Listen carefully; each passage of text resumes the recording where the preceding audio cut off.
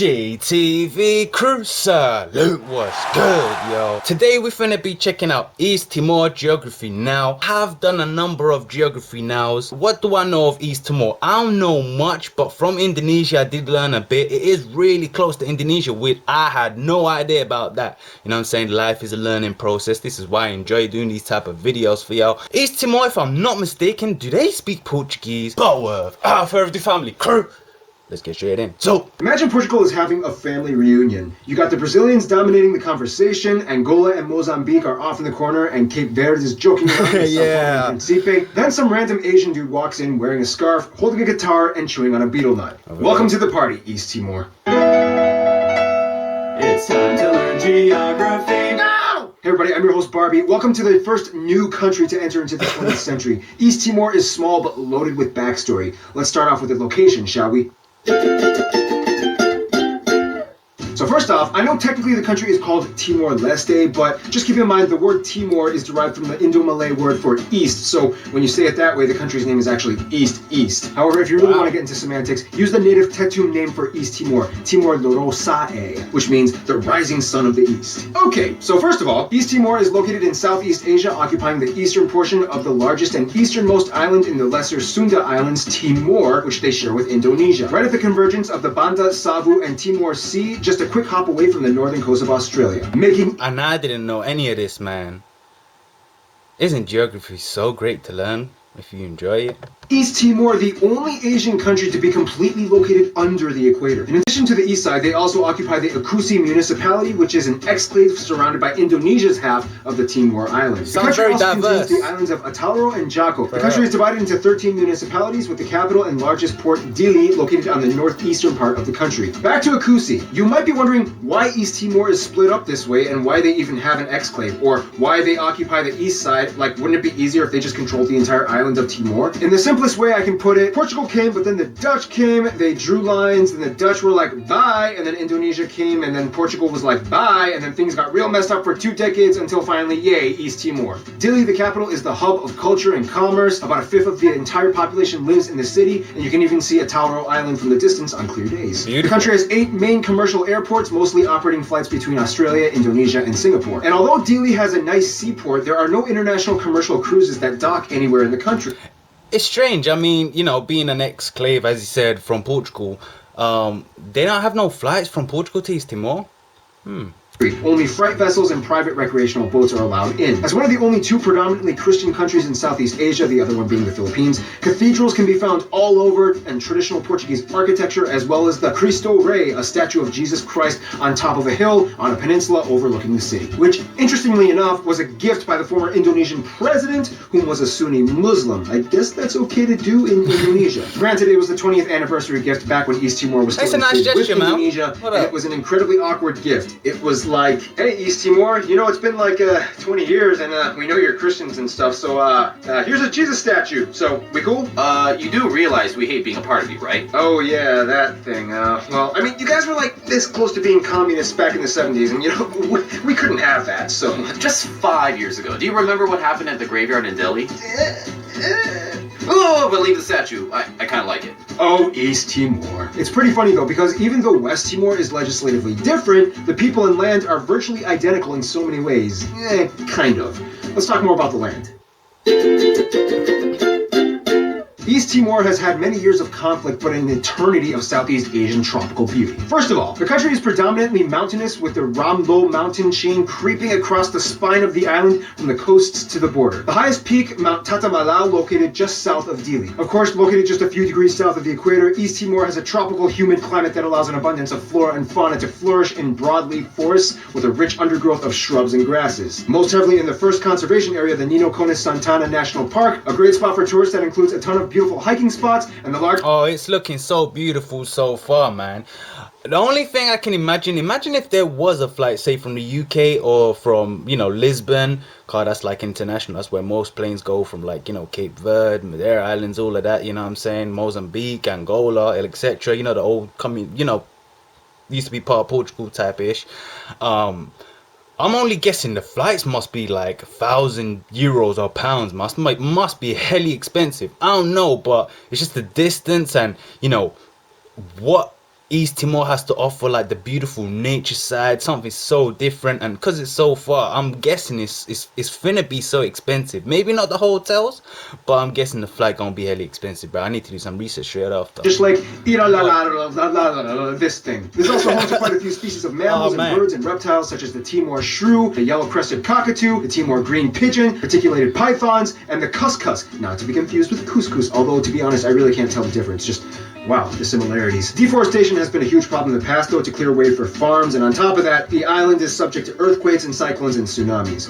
But thankfully, no volcanoes. Nope, that'll be in the next episode. Economically, East Timor is really kind of struggling. I mean, they rank pretty low on the GDP index, and they have a heavily dependent market economy driven by coffee, oil, and sandalwood. Since independence, oil has made up most of the national budget, in return earning them the title given... Oi! Hold up! Now you just said coffee. You know what? I take that back. A month ago, this guy gave me a cup, and at the bottom of this cup, there was like, I think it was like hot chocolate. So you just take off the lid, and there's like hot chocolate all the way at the bottom. And when I poured in the hot water to drink it, you know what I'm saying? When I looked at the design, it said East Timor, and when I drank that, I swear to y'all, that was the best hot chocolate. Then I had a coffee after that, but the best hot chocolate and one of the best coffees I've ever had in my life, bro. That was tasty, but they don't do it anymore. I don't know why, but that was delicious, bro. By the IMF as the most oil-dependent country in the world. However, it's weird because it's located in the Timor Gap, a spot that's kind of disputed with Australia. It was kind of awkward because he was like, all right, we found a ton of oil. Stop drilling. Oh, but it's closer to me, though. Oh, well, hey, East Timor, didn't quite see you there. I'm kind of in a bit of a struggle. Maybe we could share it? Great, I'm on it. Let's go. Coffee is a huge commodity. I'm liking the acting in this one, Poe. Big salute to you, man. That was kind of funny, though. The Australian side of it. Kind of funny, man. Out here. Typically, it's exported dried, organic, and unroasted. About 46,000 coffee farms exist in the country, employing about a fifth of the entire country's population. Most people survive off of subsistence farming, which can be a little nerve-wracking considering that East Timor actually has a hungry season. If there isn't enough rain, they usually have to resort to akar, the Plan B staple, made of dried palm bark beaten into powder, mixed with water, and cooked over fire. Otherwise... And not even just that, man. Even in my island, bro, say hurricanes do go over, you get the most rainiest season or you get the most dry season, you get extreme weather.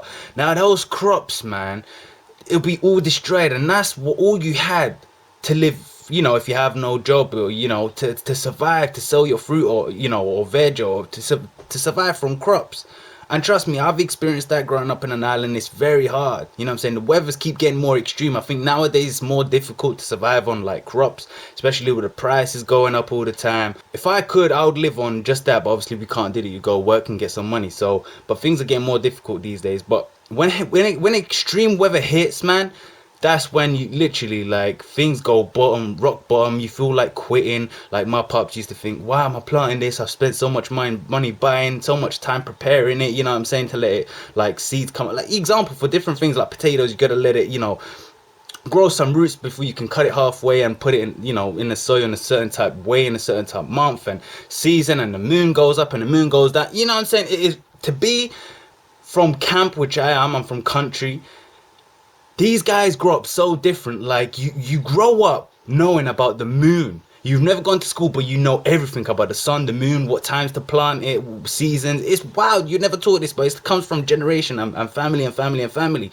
But that's just the worst. That's just the nightmare. Extreme weather. And then, having to start the whole process again. And, what I'm saying, will it happen? Will it work this time? Will Mother Nature destroy it, man?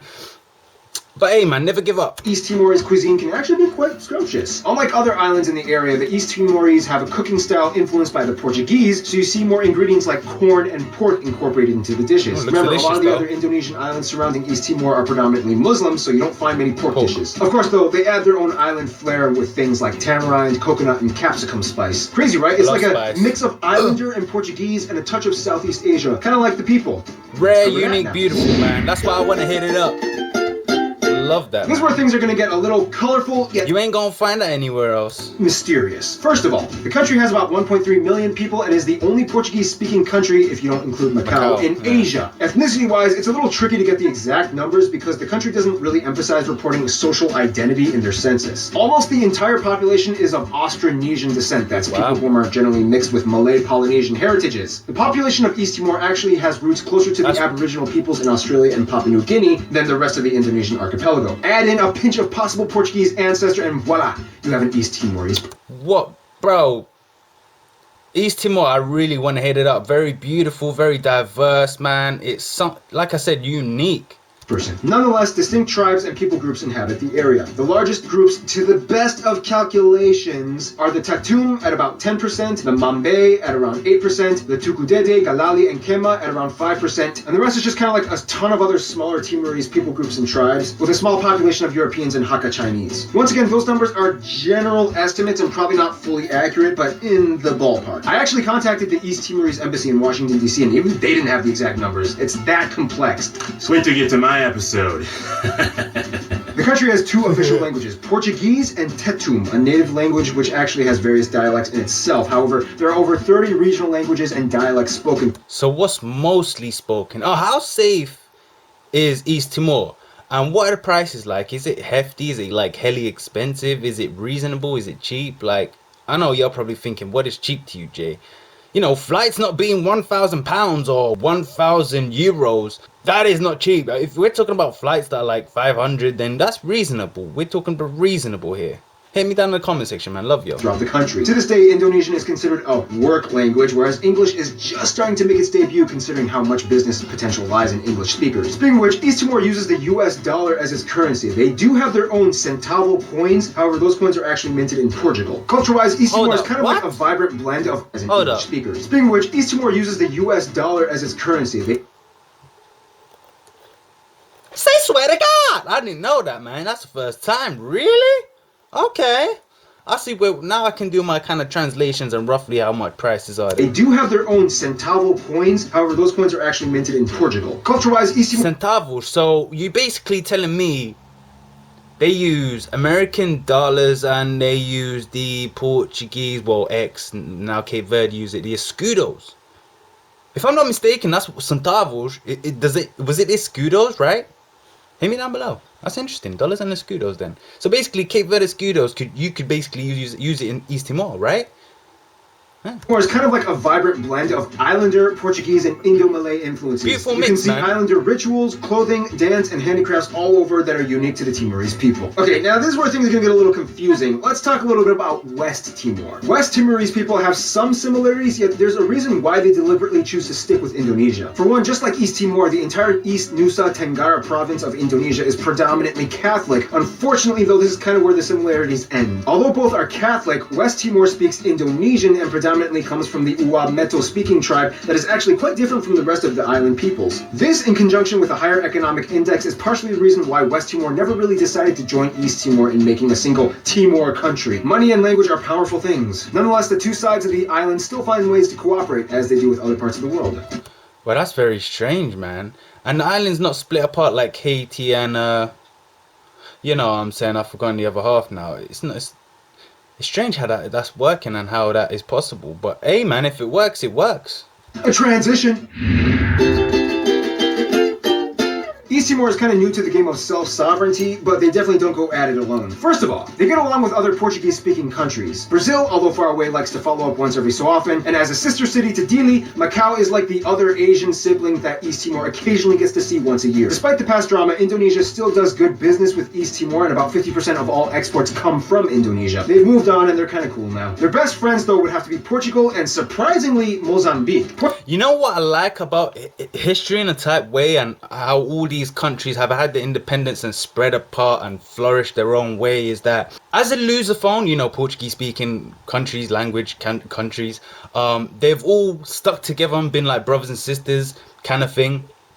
So like I've got homies obviously that are Cape Verdean, homies that are like from Angola, whatever. Like say Portugal plays, I'll be walking, see my homie, you know what I'm saying, touch, and he'll be like, yeah, we won the Euros, or yeah, we won the UEFA Nations, you know what I'm saying? It's all love. It doesn't mean whether you're from Angola it's not, we still don't rep Portugal because we have the ancestry, you know what I'm saying? So this is what I love about the bond and the love between each other. It's nice to see that still going and try and move on for what's happened in the past, you know what I'm saying? Even though we can't forget it, but it's good to see that the love is still there. It's what I like, man. Portugal has always held ties with East Timor even after they left in the 70s, and today Portugal hosts quite a few Timorese citizens, likewise Portuguese in Timor. Okay. Mozambique is like the cool friend that they met when they were both colonies. I can see like the kind of similarities between the two, Mozambique and East Timor. It's the closest African Lusophone country. They shared culture and ties for centuries. Many political leaders have actually lived in exile in Mozambique, including President Jose Ramos Horta and former Prime Minister Mari Alcatiri. In conclusion, East Timor, or Timor-Leste, or Timor-Leste, has held on fiercely to its Portuguese roots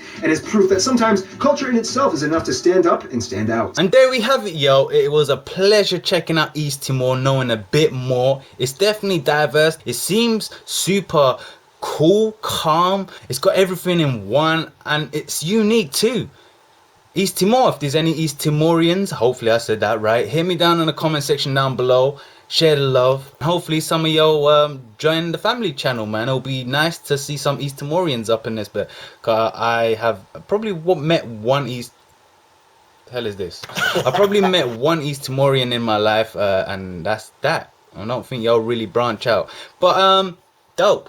See y'all in another day's upload. One love. East Timor, I'm out.